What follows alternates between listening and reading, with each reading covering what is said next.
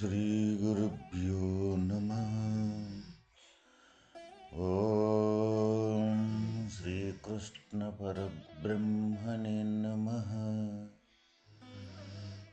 ఓం శుక్లాంబరధరం విష్ణుం శశివర్ణం చతుర్భుజం ప్రసన్నవదనం ధ్యాయేత్ సర్వవిఘ్నోపశాంతయే.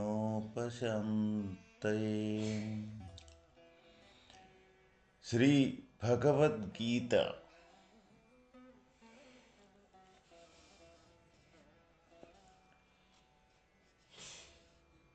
మృగము మానవుడగుటకు ఎన్నియో జన్మలు పట్టి ఉండినను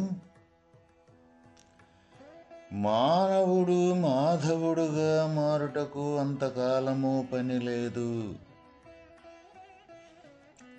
కావున కాలయాపన చేయక త్వరితముగా యత్నశీలుడై ఆత్మజ్ఞానమును వడిసి జన్మ సార్థకత నందవలేను. భగవానుడు తన యొక్క అపరా ప్రకృతులను వర్ణింపబోవచ్చు మున్ముందు అపరా ప్రకృతిని గురించి తెలియజేయుచున్నారు.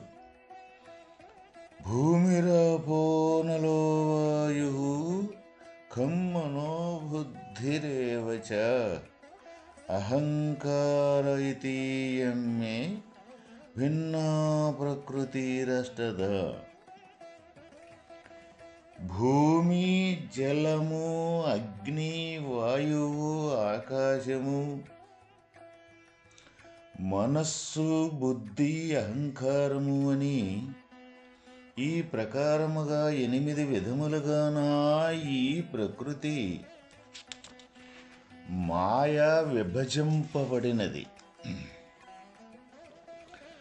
అపరా ప్రకృతులను గూర్చి చెప్పదలించి ముందు అపరా ప్రకృతిని వర్ణించుచున్నారు. పంచభూతములు మనస్సు, బుద్ధి, అహంకారము అను ఈ 8 చేరి అపరా ప్రకృతి యగును. అందువల్ల ప్రకృతి ఎప్పుడూ కూడా జడమైనది. పురుషుడు ఆత్మ బ్రహ్మము ఒక్కడే చైతన్య స్వరూపుడు. ఈ ప్రకృతి దృశ్యము, పురుషుడు దృక్కు. ప్రకృతి నశించును, పురుషుడు ఆత్మ శాశ్వతుడు.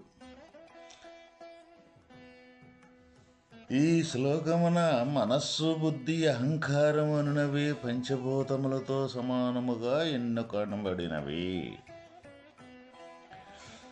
ఇక్కడ మనకి ఏదైతే ఈ పంచభూతములతో కూడుకున్నవి ఉన్నవో మన అంతర్గతంగా ఈ మనస్సు, బుద్ధి, ఈ చిత్తము, అహంకారము కూడా కూడా పంచభూతాలతోటి సమానమే. అయితే మనకి ఈ అంతర్గతంగా ఉండే ఈ మనస్సు, బుద్ధి, చిత్తము, అహంకారము అనేది మనకి కనపడటం లేదు కదా. ఈ పంచభూతాలే మనకి గోచరిస్తూ ఉన్నవి. ఇక్కడ వాస్తవంగా మన దృశ్యరూపకము ఈ పంచభూతాత్మకమైన ఈ ప్రపంచమంతా కూడా మనకి ఆకార రూపకములో మనకి కంటికి గోచరిస్తూ ఉంటుంది. అయితే కంటికి గోచరించకుండా మన అంతర్గతంగా ఈ జ్ఞానానికి గోచరించేది ఏదైతే ఉందో అది మనస్సు, బుద్ధి, ఈ చిత్తము, అహంకారమనే అంతరేంద్రియాలు ఈ జ్ఞానానికి గోచరిస్తూ ఉంటాయి అన్నమాట. అందువల్ల ఈ దృశ్యాన్ని చూసినట్టు కంటితోటి వీటిని మన అంతరేంద్రియాలని కంటితోటి మనం చూడలేము. అయితే ఇక్కడ ప్రకృతి అంటే ఏమిటి అంటే ఏదైతే ఈ జ్ఞానానికి గోచరిస్తూ ఉంటుందో అది కనపడింది అంటే అది జన్మించినట్టు లెక్క. అంటే గోచరించింది, జ్ఞానానికి గోచరించింది అంటే అది జన్మించినట్టు లెక్క. అది ఎప్పుడైతే జన్మించిందో, పుట్టిందో అప్పుడు అది జడ స్వరూపం అయిపోద్ది అన్నమాట. ఏదైనా సరే గోచరించింది అంటే జ్ఞానానికి జడస్వరూపం అయిపోద్ది. అందువల్ల ఈ ప్రకృతి సంబంధించిన పంచభూతాలే కాకుండా ఈ అంతరంగంగా అతి సూక్ష్మంగా ఉండే ఏ మనస్సు అయితే ఉందో మనలో, ఏ బుద్ధి అయితే ఉన్నదో, ఏ చిత్తము అహంకారాలైతే ఉండి మనస్సన్న చిత్తమన్న రెండింటిని ఒకటిగానే ఇక్కడ మనకు తెలియజేశారు. ఈ అహంకారం అయితే ఉన్నదో ఈ కూడా ప్రకృతి సంబంధించిన అపరా ప్రకృతి అంటే ఈ పంచభూతాలతోటి మిళితమైన ఈ కూడా అంటే ఈ దేహమే పంచభూతాత్మకమైన నిర్మితము. ఈ పంచభూతాత్మకమైన నిర్మితము దేహం మొత్తం కూడా పంచభూతాలైతే ఈ దేహములో ఉండే ఈ మనస్సు, బుద్ధి, చిత్తం, అహంకారాలు కూడా పంచభూతాలతో సంబంధమే. అంటే ఇది మొత్తం కూడా జడస్వరూపమే. అంటే గోచరించేదేను. ఇది మొత్తం కూడా ఎంత విశాలంగా ఉన్నప్పటికీ కూడా ఇది మొత్తం దేనికి గోచరిస్తూ ఉన్నది? మనకి జ్ఞానానికి గోచరిస్తూ ఉన్నది. అప్పుడు జ్ఞాన యొక్క స్వరూపమే, ఆత్మ యొక్క స్వరూపమే ఇక్కడ చైతన్యం యొక్క స్వరూపం. ఇక్కడ ఎప్పుడైతే ఈ చైతన్య స్వరూపమైతే ఉన్నదో ఈ ప్రకృతి అనేది జడమైనది కాబట్టి ఇది ఎప్పుడైనా సరే నశించేదే. ప్రకృతి ఎప్పుడు కూడా జడమైన స్వరూపం కాబట్టి నశించేది. ఇక్కడ అయితే నశించని యొక్క స్వరూపం ఏంటిది అంటే ఈ చైతన్య స్వరూపం, ఆత్మ యొక్క స్వరూపమే నశించనిది. అందువల్ల మనం ఏమనుకుంటామంటే ఈ ప్రకృతిలో అతి సూక్ష్మంగా ఉండే ఈ మనస్సు, బుద్ధి, చిత్త, అహంకారాలు కూడా అవి కూడా కదులుతున్నాయి కదా, అవి కూడా చైతన్యవంతములే అనుకుంటాం. చైతన్యవంతం అయినప్పటికీ కూడా సూక్ష్మంగా జ్ఞానానికి గోచరించినవి కాబట్టి ఎప్పుడైతే గోచరింపబడిందో అది జడమైపోద్ది అన్నమాట. జడమైపోయిందంటే అది ప్రకృతిలో సంబంధించింది.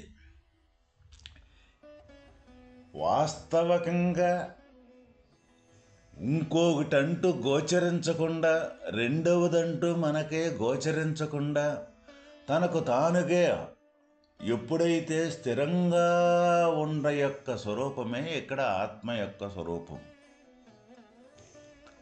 అందువల్ల ఇక్కడ ఈ స్థూల ప్రపంచానికి సంబంధించింది మొత్తం కూడా జడస్వరూపమే కాబట్టి ఇది ఎప్పుడూ కూడా లేదు, అసలు ఎప్పుడూ లేదు. దేని ద్వారా కల్పింపబడింది? జ్ఞానం ద్వారా కల్పింపబడింది. ఈ జ్ఞానం అనేది కల్పించకపోతే ఇది ఫలాని ఆకాశము అని అనకపోతే ఆకాశము ఉందో లేదో ఎవరూ తెలుసుకునేదానికి ఇంకొక వస్తువు అంటూ లేదు కదా జ్ఞానం తప్పితే. అందువల్ల ఏ ఆకాశమైన జడస్వరూపం ఉన్నదో అది ఈ జ్ఞానం ద్వారే గోచరిస్తూ ఉన్నది. అదే ఈ వాయువు అనే చలనాత్మకమైన ఏ వాయువు ఉన్నదో అది జ్ఞానం ద్వారా తెలుసుకోగలుగుతున్నాం. ఇక్కడ జ్ఞానం అంటే ఆత్మ యొక్క స్వరూపమనే. అదేవిధంగా ఈ అగ్ని కానీ, జలము కానీ, ఈ పృథ్వీ కానీ ఈ జ్ఞానం ద్వారా తెలుసుకోబడుతుంది కాబట్టి తెలుసుకోబడిన వస్తువు ఏది కూడా అది జడ పదార్థమే. అంటే అది జ్ఞానం కంటే వేరుగా ఉండేది. ఇక్కడ ఇంకొక రకంగా మనం చూస్తూ ఉన్నప్పుడు ఏదైతే ఇక్కడ ఈ తెలుసుకోబడిన వస్తువు ఏదైతే ఉన్నదో ఈ తెలియబడేది మొత్తం కూడా ఈ ఆత్మ వస్తువు ద్వారా తెలియబడుతుంది కాబట్టి ఆత్మవస్తువే అధిష్టానము యొక్క స్వరూపం కాబట్టి ఈ అధిష్టానం కంటే ఈ ఆత్మస్వరూపం కూడా వేరుగా లేదు, ఈ ప్రకృతి కూడా వేరుగా లేదు. ఈ ప్రకృతి కూడా వేరుగా లేదు కాబట్టి పరమాత్మ యొక్క స్వరూపమే ఈ ప్రకృతి. అంటే పరమాత్మలో నుంచి కల్పింపబడిందే, అంటే సముద్రములో నుంచి కల్పింపబడిందే అలా.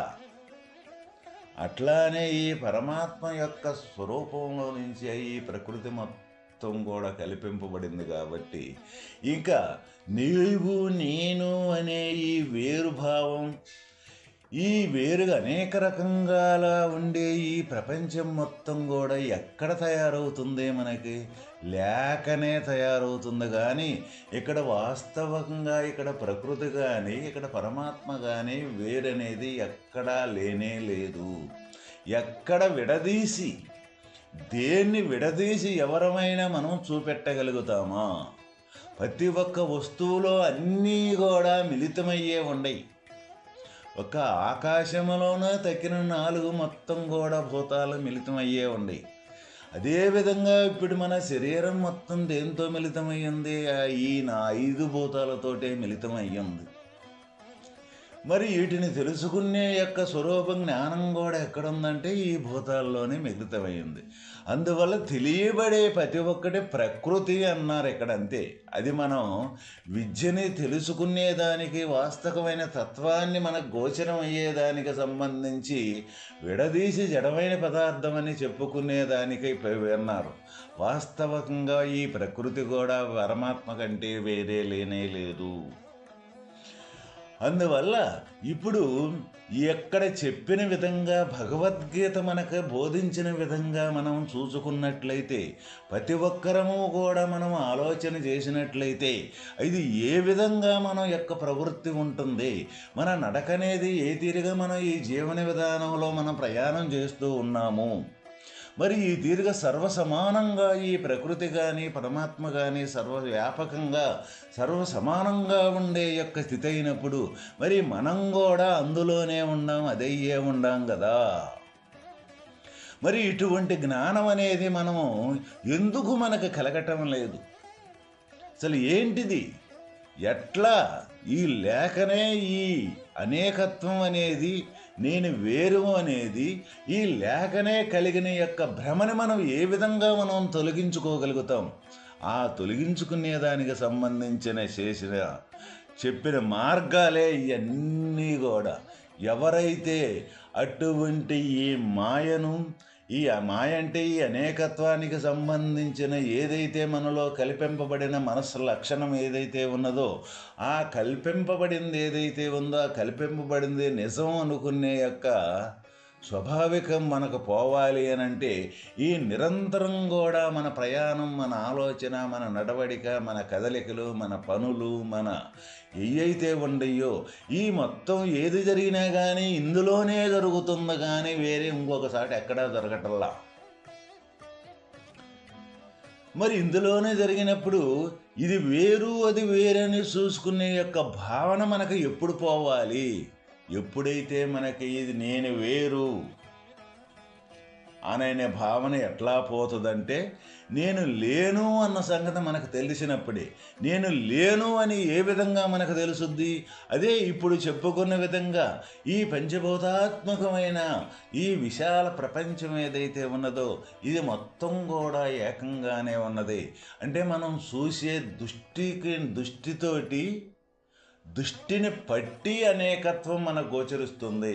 ఈ అనేకత్వాన్ని చూసే యొక్క దృష్టి ఏదైతే ఉన్నదో అది మనలో నుంచే, మన సంకల్పంలో నుంచే ఈ అనేకత్వం అనేది మనలోనే తయారవుతుంది అని ఏ సాధకుడైతే ఈ బయట ప్రపంచాన్ని చూసే యొక్క దృష్టిని తన అంతరంగానికి తీసుకొచ్చి వాస్తవమైన ఆత్మస్థానంలో ఈ మనసును నిలబెట్టగలిగితే అప్పుడు ఈ మొత్తం కూడా చూడబడేది, చూసేది రెండు కూడా ఎక్కడ కూడా విడగొట్టేదానికి ఆస్కారం లేకుండా ఉండే యొక్క అనుభవం అనేది మనకి అప్పుడు గోచరిస్తుంది. ఎప్పుడైతే అటువంటి ఈ ఏకంగా ఉండే యొక్క స్థితి మనకు ఎప్పుడైతే గోచరించుద్దో అప్పుడే ఈ అనేకంగా ఉండేది అబద్ధం, ఈ నేను ప్రత్యేకత అనేది అబద్ధం అని మనకు నిర్ధారణ చేసుకొని ఆ ఏకస్వరూపంతో ఈ మొత్తం ఈ శరీరం ఉన్నంతసేపు ఈ జీవనోపాధి గడిపి ఒక పూటకి ఈ శరీరం ఏ విధంగా అయితే లేకుండా వెళ్ళిపోద్దో అప్పుడు ఆ ఏకంగా ఉండే స్థితే మనకు తయారవుద్ది. అందువల్ల ప్రతి ఒక్క సాధకుడు కూడా భగవంతుని యొక్క ప్రయాణము అన్నప్పుడు తనకంటే భిన్నంగా ఉండే యొక్క స్వరూపం భగవంతుడు అనుకొని తనలో నుంచి తయారైన సంకల్పం, తన సంకల్పంతో తయారైన భగవంతుని మనం ఎన్నుకొని అక్కడ ఉన్నంతసేపు వాస్తవమైన ఈ సర్వసమానంగా ఉండే ఏకస్థితికి మనం రాలేకపోతాము. ఎవరైతే మొట్టమొదట తెలియనప్పుడు తనకంటే భిన్నంగా ఉన్న స్వరూపమే భగవంతుడు అనుకున్నప్పటికీ కూడా అది క్రమేపీ మనం ఆ భిన్నంగా ఉన్న యొక్క దృష్టి మానుకొని తర్వాత ఈ భిన్నత్వం అనేది మనలోనే తయారవుతున్నాయి కదా, ఈ మనలోనే అనేకత్వం అనేది తయారవుతుంది కదా, అన్య విచారణ ఏదైతే ఉందో అది బాగా ఏ రోజుకు ఆ రోజు ఎవరైతే బాగుగా అటువంటి విచారణ చేసి తర్వాత ఆ విచారణ ద్వారా ఈ ఏకస్థితి ఏదైతే ఉన్నదో ఈ ఏకంగా ఉండే పరమాత్మ యొక్క స్థితికి చేరుకోగలుగుతామో అప్పుడు ఈ అనేకం అనేది మనకి లేదు అని మనకు తేటతెల్లమవుతుంది. ఆ విధంగా ఈ సాధన అనేది భగవంతుని యొక్క మార్గంలో ప్రతి ఒక్కరం కూడా ఆ తీరిక సాధన అటువంటి సాధన చేసి ఆ భగవంతుని యొక్క సాన్నిధ్యం, ఆ భగవంతుని దగ్గరకు చేరే యొక్క లక్షణం పద్ధతి ఏదైతే ఉందో దానినే భక్తి లేకపోతే కర్మ సన్యాసము, నిష్కామ కర్మ, ఈ తీరుగ జ్ఞానయోగము, ఈ తీరుగ ధ్యానయోగము అంటే అదే నిరంతరం దేన్ని ధ్యానించాలి? ఏదైతే సహజంగా ఉండే స్వరూపం ఏదైతే ఉన్నదో ఆ సహజంగా ఉండే స్వరూపం నుంచి అసహజంగా ఉండే స్వరూపం తయారవుతుందన్న మెలకు వదలకుండా ఈ సహజంలో నుంచే ఈ అసహజం మొత్తం అంటే అనేకత్వం మొత్తం తయారవుతుంది. ఈ అనేకత్వం అనేది నేను అనే ప్రత్యేకత ముందు కల్పింపబడి ఈ నేననే ఈ శరీరంలో ఉండే జ్ఞానం కల్పింపబడి ఈ జ్ఞానంతో తయారైన అనేకత్వమే కానీ వాస్తవంగా ఏది కూడా లేదు. ఎందుకు మన అనుభవంలో మన ప్రతి ఒక్కరం మన పరిశోధన చేసుకుంటే మనకే అర్థమైపోద్ది. మన ఉదయం లేచింది మొదలు సాయంకాలం మట్టికి ఎన్ని లక్షల ఎన్ని వేల సంకల్పాలు మనం చేస్తూ ఉన్నాము. అయితే ఒక్క సంకల్పమైనా మన దగ్గర ఉంటుందా? మొదట సంకల్పం చేసి రెండో సంకల్పం వచ్చేదానికి రెండో ఆలోచన వచ్చేదానికి మొదట ఆలోచన వెళ్ళిపోతూ ఉన్నది. మరి మూడోది చేసేటప్పుడు రెండోది వెళ్ళిపోతుంది. ఈ విధంగా ఉదయం లేచిన మొదలు సాయంకాలం మట్టికి మళ్ళీ ఈ సంకల్పించే స్థితి గాఢ సుషుప్తిలోకి వెళ్ళినప్పుడు ఈ సంకల్పాలు ఎన్నైతే ఉండయి అన్నీ కూడా ఏమీ ఎక్కడికెక్కడే తయారయ్యి అక్కడికెక్కడికే లేకుండా పోతున్నాయి కదా, ఎప్పటికెప్పుడే ఈ లేకుండా పోతున్నాయి కదా. మరి లేకుండా పోయే వాటిని మనం సరైన విచారణ చేసి ఇది లేదు అని ఎందుకు మనం నిర్ధారణ చేసుకోవట్లేదు? మనకు దృఢమైన నమ్మకం, దృఢమైన దృష్టి లేని కారణం చేతే ఈ వాస్తవికంగా ఈ అనేకత్వం అనేది మనలో తయారైంది ఏదైతే ఉందో ఇది లేదు అని నిర్ధారణ చేసుకోలేకపోతున్నాం. దీనికి ముందు కారణం ఏంటంటే ముందు ఈ శరీరమే నేననేది దృఢంగా ఉండే యొక్క భావం ఏదైతే ఉందో ముందు ఈ శరీరం లేదు అని మనకు తీర్పు అయిపోతే ఇదంతా కూడా చాలా సునాయాసంగా మనం వాస్తవికంగా ఏకస్థితికి రాగలుగుతాము. ఓం తస్సత్.